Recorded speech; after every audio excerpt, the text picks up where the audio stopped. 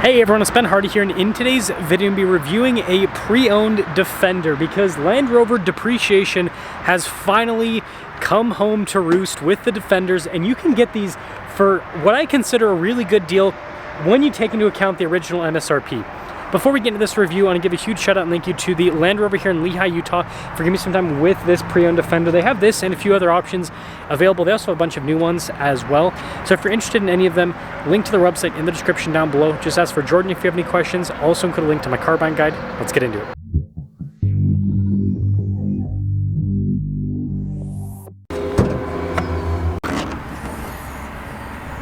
So powering this particular Defender is the 3-liter inline 6. It goes through an 8-speed automatic transmission.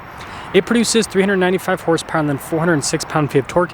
What I've noticed is that the 4 cylinders and then these 6 cylinders have been taking bigger value hits so far compared to the V8s. I'm sure the V8s will follow suit eventually, but these two powertrains are the ones that have become a lot more affordable. Now, before we move forward with this review, I do want to mention, if you want to see more videos just like this, then I recommend you subscribe because I post content every single day. So this particular Defender is a Defender X, and its original MSRP was over $100,000. I'll talk about the current pricing. It'll shock quite a few of you. Now, we've got the checker plates there on the hood. You can see the center portion here is all blacked out, really cool looking. It's also blacked out there at the bottom as well. And so, yeah, this has a cool two-tone appearance with the front end. And then around the side here, our tire wheel setup is 275 by 45 by 22 in the front and over in the rear. You can see you've got the big old red brake calipers. They're actually Brembos, which is pretty cool. And then you can see we've got the painted fender flares. You've got more painted trim here at the bottom with the Defender X logo. And notice the roof's blacked out. So again, it has that cool two-tone look. And then this comes with the normal Land Rover key fobs. We have our lock and unlock function, opening, well, unlock for the rear, and then the light control, and then it's got a tag on the back, but has Land Rover logo on the back.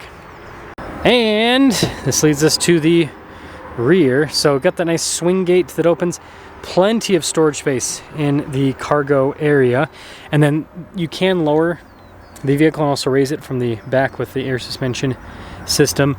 And then you guys can see the Alpine windows here in the rear too. But yeah, the 110, it's a nice configuration. Got the smoked out lights with this X package, recovery points here on the back as well. And then this one has the ladder, so it kind of has that cool off-road appearance. And then popping inside, this is where the X is really nice. You got the nicer leather trim with the X package. You can see the wood trim added as well. And then we've got the upgraded seats.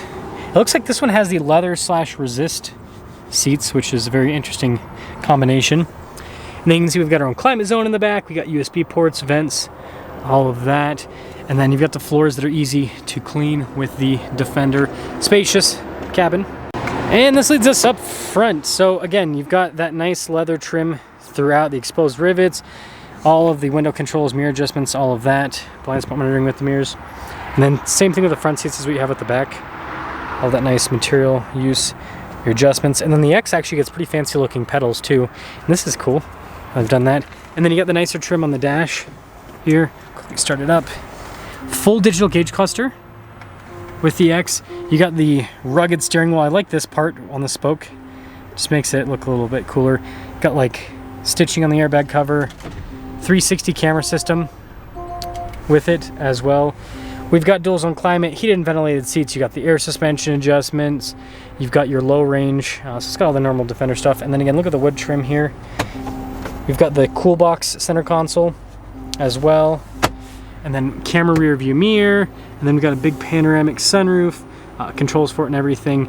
So like I said, $100,000 vehicle originally. Now this one has over 30,000 miles on the odometer. I think it's 37,000. We'll check with the driving. But anyways, this is now going for in the low $70,000 range. Now, if you get a lower end package on the Defender, like the X Dynamic SC, that's what my wife and I had, those are now in the 60s for a 2023 model year. And if you go older model year, they obviously get more affordable. But yeah, Land Rover Depreciation is finally happening with these Defenders. And so the used ones, I've noticed they've sold really quick recently because, well, I'm guessing because the pricing that they're at.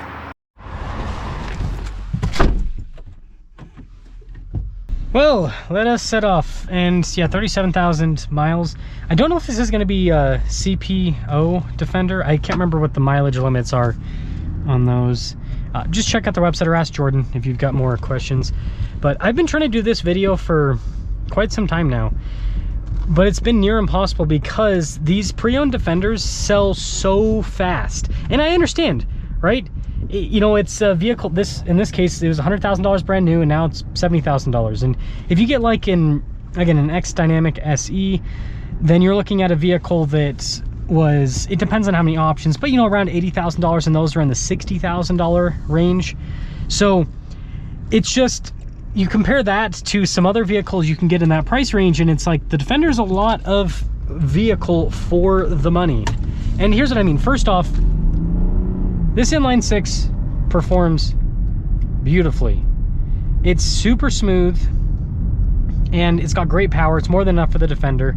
I've talked about this ad nauseum in my videos that the inline six is really all you need when it comes to power. I think the 4-cylinder is a little bit underpowered, but this is great. It's more than enough. And then the Defender, with how it drives, it is a really cool mix. So it's unibody, independent front rear suspension, air suspension. And so you think, oh, this is gonna drive like it's gonna be a car, right? It's gonna be boring. But no, the reality is this has that big tank-like SUV feel that you get in something like a G-Wagon, for example. But it is far more refined. So like it handles much better. When you go over bumps on road, right, it handles it a lot better. Now, obviously the downside with the unibody is off-road. Yeah, it gets kind of crashy, right? You can't get around that. That's just unibody construction is going to do that, whereas body and frame is not going to be as crashy off-road. But most people don't take these off-road, right? And if they do take them off-road, they usually don't do too crazy. I mean, you can do crazy stuff with this, but most owners, I would say, don't do super crazy stuff with it. But the point I'm trying to make is it's a great luxury car. I mean, it's got heated and cooled seats, it's got a refrigerator center console, and so you like add up all these features and you put it at that, you know, $60,000, $70,000 price range, and it's really appealing because there's not really a lot of cars you can get with this level of performance and refinement at that price point. Now, some people are going to comment Lexus GX 550, Toyota Land Cruiser, and I think that's a great comment. My thoughts, I did a comparison with the GX 550 against one of these Defenders, and what I discovered is that the Land Rover felt like a much better car when it comes to driving and the interior and all that. Like the Lexus is nice, but you get what you pay for, and also modern Toyotas, they haven't been known to be as reliable. I mean, they've got that engine problem, which the Lexus, both those cars have engine problems. The 4-cylinder is blowing up in the Tacoma, same engine that's in the Land Cruiser, and that 6-cylinder is blowing up in the Tundra, same engine that's in the GX 550. And so it's not like you're getting better reliability. Now, obviously these Defenders have been known to have some issues. I had some with mine personally, but most of the issues with these Defenders have actually been software, so pretty easy to deal with, not the most exciting. But the engine and transmission have been pretty good. There is some stuff, like we had coolant lines on ours, so it's not like it's a perfect vehicle, right? I'm not claiming that by any means, but you know, with Toyota's lack of reliability, and again, that's the only vehicle that I feel like you could compare to these that are brand new, that are around that price range, you know, similar features and luxury, all that kind of stuff. It leads you to the Defender, in my opinion, in terms of just a nicer vehicle, especially if you get one of these CPOV, because then you get that extended warranty. And so, you know, as long as you just get rid of it before the warranty goes up, you don't have to worry about the expensive Land Rover repairs that could pop up. So overall, I think these are a darn good value, and it makes sense as to why they're selling so quickly. It drives well, it looks cool, and while it's under warranty, right, you know, you got that peace of mind. And I've talked to, you know, since I've sold my Defender, I've talked to a lot of people that have owned Defenders for much higher mileage than what we had ours for, and it seems like we kind of just got unlucky, potentially, because most of the people I've talked to have, you know, 50, 60, 70,000 miles on these, and they've been pretty much problem-free, right? There's some quirks here and there, but for the most part, they've been problem-free. And so I'm not saying that this is the most reliable vehicle on the planet, but, you know, the funny thing is a lot of Land Rover's contemporaries have now become, like Toyota and Lexus, have become really unreliable. And so then Land Rover doesn't look so bad, because they've actually improved. I would say they've improved their reliability quite a bit. You look at these modern cars, and let me know your thoughts and all of that, but I think that a pre-owned Defender, while still under warranty, could be a really good buy, especially when you compare it to what you can get on the market at the price point, the features this has.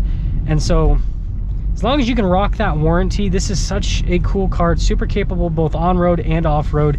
And I will say, my wife and I talk about this all the time, we miss our Defender. We really do. It's kind of those things where, you know, we got rid of it because, you know, we didn't want to have to deal with what we were dealing with the Defender, but now we're kind of like, man, such a good car, and it wasn't as bad as we were making it out to be, I feel like. Let me know your thoughts.